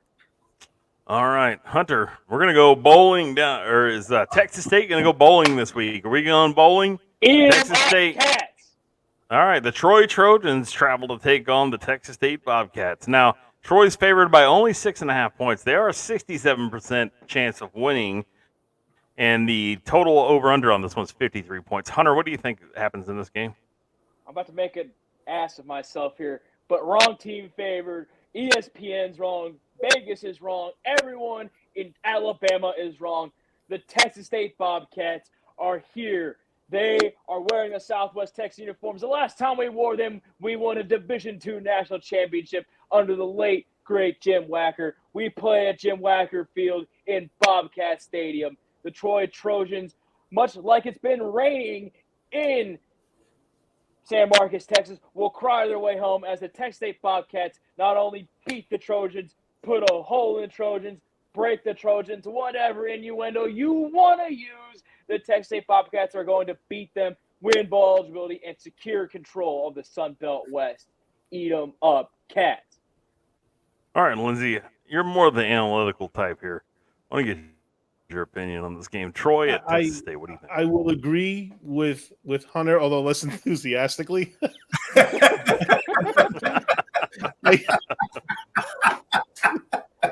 I have a number of scenarios in my head where I see the Bobcats taking the win on this, and I feel good about that. So they're going to win, I'll say, by 7 or maybe even 10 points. The over-under on this one is 53. I'm going to take the under, though, but I do see the Bobcats sneaking away with a win. All right. Jude, what are your thoughts on this one?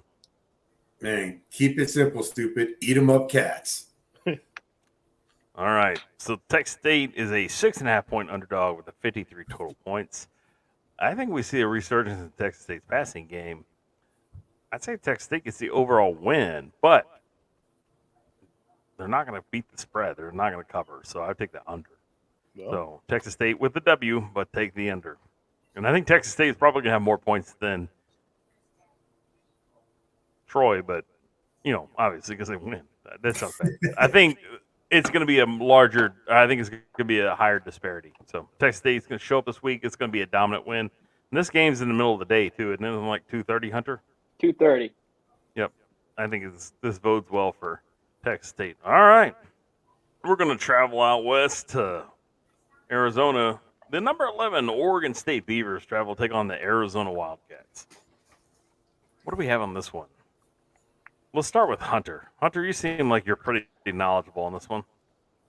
I mean, Arizona, I'm not like big on the transitive properties argument, but I do like to use it as kind of a barometer, at least where teams are at.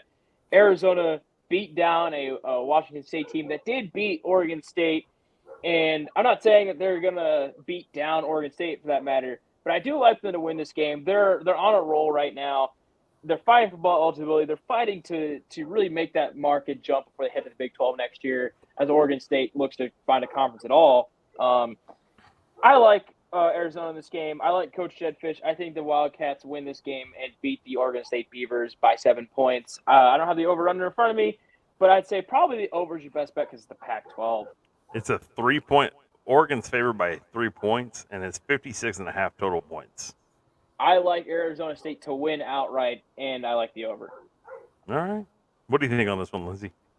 It'll be a close game for sure. I am not utterly convinced one way or the other because I could see this game playing out one of two ways, whether the Wildcats or the Beavers who win. With such a close over-under, with such a close point spread, I can see either of two scenarios. Either the Beavers cover the spread. I'm not going to go with the over though, or I could see the Wildcats winning outright. I'm going to go with the under, and I'm going to say that the Beavers will pull it out, but just barely. Maybe by a field goal, maybe by a touchdown at the most. Yeah, I think I'm gonna lean Oregon State on this one. I know I like to take the home team a lot. I think the road team's going to come in. They're going to cover, but it's not going to be by a whole touchdown.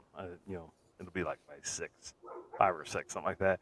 I think they get the win, but I'm going to take the under like Lindsay. Jude, what do you think? This is a West Coast game, so you'll probably be the only one out of the group that's awake at the time that the game happens. So, yeah, I'm absolutely taking Oregon State to win and to cover. They're 6-1. Their only loss being to Washington State, and being that Washington State beat them, Oregon State has to keep on winning if they want a rematch in the Pac-2 championship at the end of the year. So I look for Oregon State to be motivated and to win this game. Hunter, you feel better? Stop farting near your microphone. Couldn't mute it in time. All right, we're going to travel to mid-America, go to the state of Kansas. The number 6 Oklahoma Sooners travel to take on the Kansas Jayhawks. Rock Chalk Jayhawk. Hunter, what do you think's happening in this game? I know you're the Big 12 aficionado. What do you think? I mean, this is Oklahoma survived an upset bid last week. They want to blow out Kansas to prove something. Kansas is upset-minded. They don't have Jalen Daniels, but at this point, I think it's safe to say that Jason Bean's the starting quarterback for that team. Kind of without a doubt at this point, he's led the team for most of the games this season. I mean, this 9.5 point spread. I mean, this is tough. But you know what? I'm going on a limb. I'm going to pick the upset again. I think the Kansas Jayhawks do it. I think they beat the Oklahoma Sooners. I don't know. I think it happens. Okay, you do realize this is football, not basketball, right? Yeah. All right. Jude, what do you think on this one? Oklahoma, and they had a very fortunate win last week, but don't look for that to happen again. They're going to go into Lawrence, and they're going to. And Kansas is a tough team. They're 5-2, but Oklahoma's looking for a spot in the BCF college championship playoff. I don't think they're going to lose. I think Oklahoma's going to probably cover the 9.5, and I would take the over. All right, Lindsay, what are you thinking on this one? I'm thinking Sooners, but I don't see the over on this one. I think that the defense are going to be too stout on both sides of the ball. So I'll go with the under and Oklahoma to win outright. Yeah, I'm gonna take the Sooners. I have to say they cover, and I'm gonna take the over. Sooners by a ton. Jason Bean's the only reason why Kansas will be in this game. If Jalen Daniels is playing, I think that beating would be way worse. So I'm gonna lean heavy on the Sooners. All right, Jason we're gonna Bean travel. He looks like Sideshow Bob. He's gonna play in the NFL, but he's not gonna play quarterback in the NFL. He's the fastest guy on the Kansas Jayhawks team. He'll keep it competitive, but they're not gonna cover. So we're gonna go with Oklahoma big. All right, we're gonna travel east to the world's largest outdoor cocktail party, and we got the #1 Georgia Bulldogs traveling to take on the Florida Gators. Lindsay, what do you have in this game? You'd be silly to go against the Bulldogs. I don't see this playing out any other way but Georgia having their way with the Gators. And I'm going to go with the over-under being 49. I see a lot of offense from the Bulldogs, and the spread's 14.5. I see the Bulldogs walking away with this one by at least that amount. So I'm going for the win outright with the over. All right. Well, Georgia has a horrible record as far as going against the line or betting odds. I'm going to say that Georgia's going to win the game, but not by the 14.5. They're going to be under, way under. But, or they're going to be, the game's going to be under, or I'm sorry. The score's going to be a lot closer. They don't cover. They don't come close to covering. They're going to get the outright win, but take the over. Georgia wins the game. Florida covers, but then you got to take the over.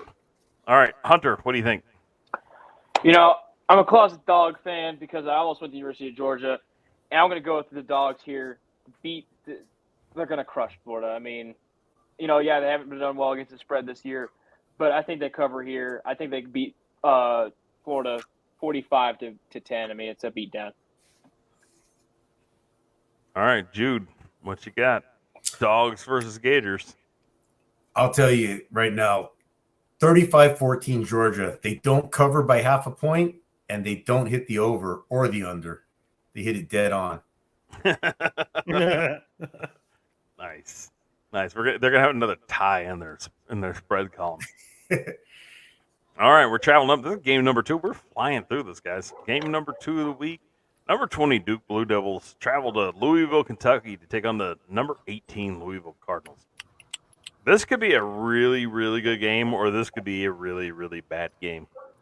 Vegas says that it's a 46.5 points is going to be the over-under, and Louisville's favored by 4.5. They got a 53% chance of winning, and they've been middle of the road versus the spread this year. What do you guys think, Louisville and Duke? You know what? The Blue Devils are a hard-nosed team and a tough loss against Florida State, but they were competing in that game when Riley Leonard was in. I don't know if he's full go this week or not, and it seems like he's kind of just game time decisions as usual. I think Mike Elko's got the Blue Devils in the right place. I think they go ahead and beat the Louisville Cardinals and take up that third run-in the ACC, and they may end up getting that rematch against Florida State down the line. But like I said, I like Duke in this game. All right, Jude, what do you think? Duke, Louisville. I'm going to agree with Hunter. I'm going to take Duke. This game, it's tough to call. You know, it's a low over under 46.5, and the spread is Louisville by 4.5. So I think since Duke is, in my opinion, going to win outright, I'll take Duke to cover. That over under is tough, man. It's right there on the borderline. 46.5. Take the under, guys. All right, Lindsay. Duke at Louisville. This is one comes of out those the games where- Atlantic Coast Conference. This falls under Coil Tools territory here. Yeah, Hunter and I were talking earlier about how we're looking forward to a number of games this weekend because of how close some of them will be, and I think this is going to be one of them. That's why I'm very interested in this game. With a spread of only 4.5, although I think that the Blue Devils can win this game. I think that the spread's going to be even less. I see them even by a field goal. It'll be one of these rock'em sock'em games that's going to go right down to the wire. I'm really looking forward to it. Yeah, I think Louisville's going to cover on this one. They're going to win by more than 4.5. The game is going to be rock'em sock'em. I think it's going to be like last touchdown wins. So although they're going to cover 4.5, they're not going to beat 7.5. You know what I mean? I would actually say that the line might be a little low. Both these teams could score points. I mean, the only thing that could hurt Duke is if Riley Leonard's not playing, but if he plays, I mean, both these teams are capable of putting up big numbers, lots of touchdowns, lots of points. Do we know if Lots the of over/under has changed since he was questionable? No, I mean, but 4.5. Okay, so you're Louisville, you're the home team. You're only favored by 4.5. I want to see 46.5 points. We almost need to look at the weather on this game. Let's do that real quick. I'm gonna check Louisville. It's 56 degrees and it's clear. Well, it's a little overcast, but you know. All right, so I don't know. This is gonna be and it's a 2:30 midday game, so it'll be the peak effort. I say it's got to be over. It's way over. All right, our number one game of the week. The number 8 Oregon Ducks travel to Utah. I guess it's Salt Lake City to take on the number 13 Utah Utes, who don't have their starting quarterback Cam Rising. He's been officially ruled out for the rest of the season, but they've done pretty well this season without him. They've got a 6-1 record. They actually have a really nice record versus the spread. So does Oregon. Oregon's really good at covering the spread. The Ducks are a 6.5 point favorite. Vegas is only saying it's 47.5 total points. Oregon's got a 68.7% chance of winning the game. I really think that this game's going to hit right about the line here. I'm going to lean Oregon doesn't cover, they win the game, and we're gonna take a push on the over/under. Hunter, what do you think? You know what? Utah has another upset in them, I think. I think they go out and win this game. I don't know. It's cold. It's gonna be a run-heavy game. I like Utah here. I think the Utes go out. They want to get that second spot in the final Pac-12 championship game before they go off to the Big 12. I think they beat Oregon. I'd take the under, and then obviously Utah to cover to win outright. But it's gonna be like a 24-14 or 14-21 game. I mean, it's gonna be real low scoring. All right, Jude. The West Coast is the best coast. What do you think on this one? Utah's only loss was to Oregon State, and Oregon's loss was to Washington. Now, Oregon State's top 11, Washington's top 5, I think. But so they're both quality losses. I mean, it kind of disappointing that Utah still ranks so low at number 13. But their defense, man, this is the ultimate, Oregon being the irresistible force and Utah being the immovable object, because their defense has just been solid. They've been winning some dogfights, their defense keeping them in games. But I'm going to look for Utah to win this game. So since Oregon's a favorite, Utah will cover the spread. Over under be 47.5. Man, another one of those games. Take the under. All right, Mr. Coyle. Take the under, says Jude. I don't know. That's an intriguing thought. I see this as being another one of those games that's going to come down to the wire. I'm going to bet that whoever has the ball last is going to win, because it's going to kind of come down to a field goal or a last-second touchdown. Ultimately, though, I'd give the edge to the Ducks, and I think that the unders is a safe one on this. I think the Ducks will win by maybe a touchdown. So I think they'll cover, but it's going to be a battle, and it'll be a lower scoring affair. All right, so that's our top 8. Now we got to get to our game 5 game of the week, and that's the UNLV Rebels traveling to Fresno, California, to take on the Fresno State Bulldogs. This is a weird line here. This is really weird. Fresno's favored by, not only they're favored by 8.5. And Vegas is saying this is 57.5 points. I mean, they're picking UNLV not to show up. They're picking the hometown team not to show up. So it makes me think, kind of like, man, I don't know if I trust UNLV right now. They're really good against the spread, but Fresno State hadn't been good against the spread either. And that's the pick 'em. I think I'm going to take the road team. I'm going to take UNLV to win, and I'd say we hit the way over on this one. I don't think 57.5 points is enough. So UNLV gets the outright win and the over. Jude, what do you think on this one? Last team that has that ball wins. You know, if you got the ball with 4 minutes left, you better have a 3-minute and 59-second drive. Otherwise, you're going to lose. But because they're the home team, take Fresno State. All right. Lindsay, what do you think on this one? I'll go with Fresno. I don't think they cover the spread, but it's going to be a lot of scoring. I'll go with the over. All right. Hunter, what do you think, bud? You know, I don't think that there's been a 100-point game yet this year. I think this is it right here. I think both these teams are just going to score and score some more. I'm a big fan of UNLV's offensive coordinator, Brendan Marion. I've known about him for a few years. I was very excited when he was at Texas last year as a passing game coordinator. He's a great coach, and he's got the offense rolling. Barry Odom's got that defense rolling. But, I mean, Fresno State's offense is it's hard to stop.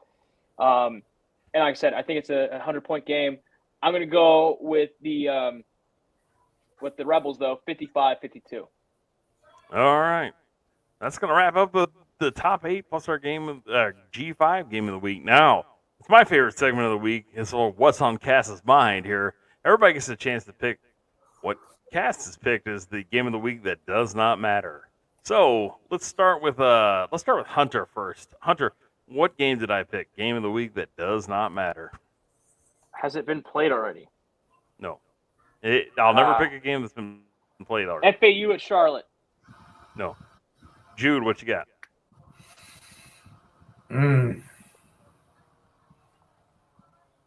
How about San Jose State and Hawaii? No. Last game of the week. Nope. Lindsay, what you got? All right, without a doubt, I know this. I've been working on my clairvoyance. I have read your mind. So I know that for sure, no matter what, get your bets in. Cass's game that does not matter is none other than Memphis at North Texas. Yes. No. Hunter, round 2, what do you think? Arkansas State at UL Monroe. No. Jude, what do you think? Tulsa at SMU.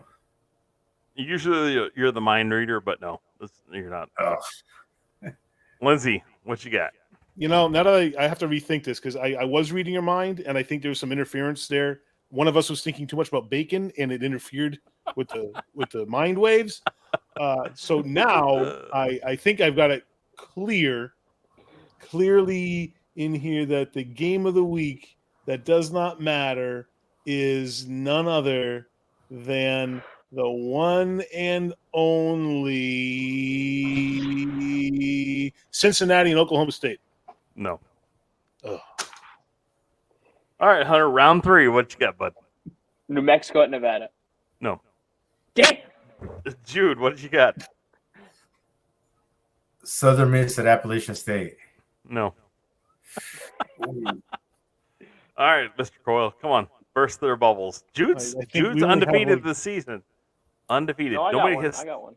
Oh, okay. Well, Jude's got the rest. Well, all right. Okay. Clearly, I was mistaken about being mistaken before. The actual game that does not matter. The actual game that does not matter this week, and this week only, Wyoming at Boise State. No. Oh, God. The great Kastnak here is still in the lead. Hunter, round 4, bud. Come on. UMass at Army. No. Damn. Jude, what you got, bud? Mississippi State at Auburn. No. Yeah. Lindsay. UConn at BC. No. Oh my gosh. There's only so many Guys are- games left. You guys are, I'm gonna have to start guessing here pretty soon. All right, Hunter, round 5. You gotta start off round 5. We're going 5 rounds deep on this Oh one. man. East Carolina UTSA. No. I was going to guess that one. All right, Jude. Mm. How about Michigan State at Minnesota? No. Lindsay. You know, I'm going to go the other way on this. I'm going to go opposite. I think that I think I got it. this game is not going to matter, not because neither team matters, but because the outcome is not in doubt. All they got to do is play the game, and it's all over, but they're crying. And ultimately, it's not going to affect anything. Georgia at Florida. No. Ugh. All right, Hunter. Round 6. Here we go. Iowa State at Baylor. No. Jude.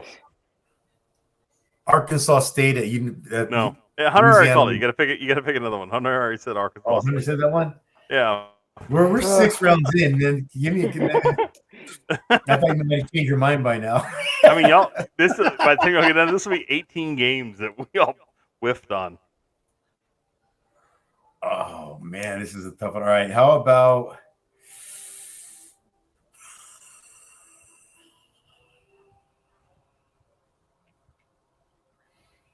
man? Washington State at Arizona State. No. Lindsay. Does one team begin with the letters MARYLAND? No. Ah, All right. I will preface this to help it out. They're both Power 5 teams. It is a Power 5 matchup. Indiana at Penn State. No. Purdue at Nebraska. No.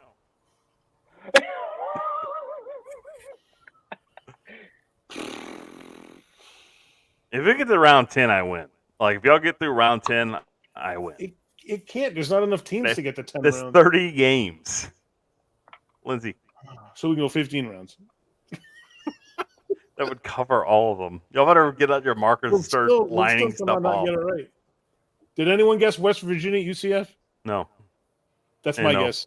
Oh. No. All right. Round 8. Hunter. South Carolina A&M. No. No. Jude. Is it a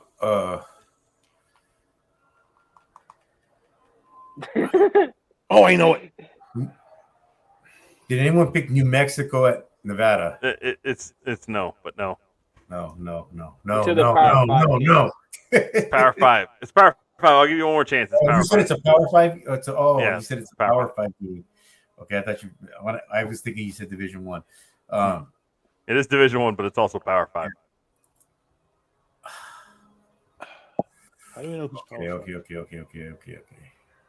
USC at Cal. No. Lindsay. Tulane or Rice? No. We're not Power 5. I don't know. How do we know who's Power 5? Lindsay, I think you just need to keep picking games. All right, Hunter. Round number 9. Y'all have Clemson 2 at more NC rounds. State. Huh? Clemson at NC State. No. Damn. Jude. West Virginia. We already said West Virginia. You already guessed that. Oh, I said that one. Yeah. Yes.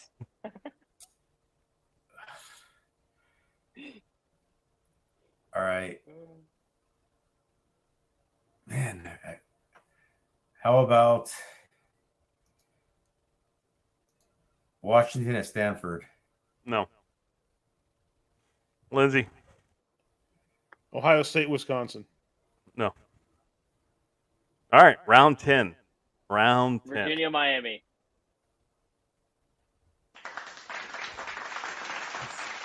What? How? What team's Fiber Bowl eligibility? You can't say it's a bullshit game. when This one game team does has a not winning matter. record. Hunter, there's not gonna be 3,000 people in the stadium after There's the second. because Miami quarter. doesn't have fans. They're No. not real. this game doesn't matter. The TV doesn't even want to see this game. It's happening on the ACC network. They have tickets for $4. $4. Can you think of it? What could you do in Miami for $4? Those are Nothing. buckets. You can't get a drink at a fast food restaurant for $4 in Miami, but you can go sit down and watch the Hurricanes play. All right, that's what I'm telling you right now. You can't do anything in Miami for $4 other than go watch a Power 5 football team play. So there you go. That's my game of the week that does not matter. I guess. All right. All right, y'all ready to say goodbye and get the heck up out of here? It's been an Let's do it. hour and 50 minutes. Can y'all believe that? Hour and 50 minutes. All right, Lindsay, since you were last to show up, and how about we kick you off first? Thanks for watching, everybody. Remember, you can't spell college football without a C, an O, another O, one more O, 4 L's, and a B. Oh, shit. Oh, my gosh. All right, Hunter. All right. Normally, I shout out 3 different programs. No more of that. Eat 'em up, cats. All right. All right, Jude. What's that yellow paint? I've had it all night. I know. We thought you were off shooting videos. I thought you were eating a hot dog. I just going to say. Yeah, it's I don't know what happened to it. Fight on. We are SC and B is for victory. Remember, guys, you can't spell SEC without S and C. Go Trojans. His face looks like something else on his face. It looks like he was Fuck, busy shooting. Hey. Hey, it's a family show. It's a family show. Oh, man. I want to thank everybody for showing up. I want to thank our special guest for being here today that Jude and I missed. But anyways, without you fans, the 5 of you, we couldn't do what we do. We thank you. And remember, the team that scores the most points always wins the game. Ooh, yeah.